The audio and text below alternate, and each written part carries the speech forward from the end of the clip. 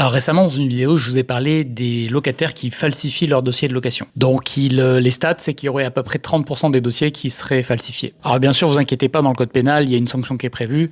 Mais bon, en pratique, on sait bien que déjà, les gens qui font des trucs beaucoup plus graves ne sont même pas condamnés ou ont des peines très légères. Alors vous imaginez bien quelqu'un qui a changé un chiffre sur un avis d'imposition.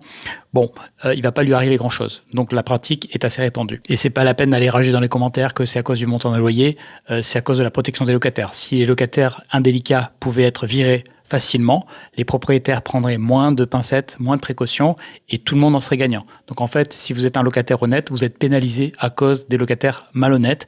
Et j'ai été des deux côtés et même, oui, j'avais fourni des documents qui n'étaient pas tout à fait justes au départ dans ma vie active lorsqu'il fallait des garants incroyables que je n'avais pas. Donc je sais bien que le fait de fournir un document qui n'est pas tout à fait exact, c'est pas forcément un signe que le locataire va pas payer son loyer. Mais le fait est que je ne peux pas prendre de risques en tant que propriétaire, bien entendu. Et autant il y a 20 ans, il n'y avait pas tous les systèmes de vérification qu'on a aujourd'hui. Aujourd'hui, c'est assez facile de voir si un dossier est faux.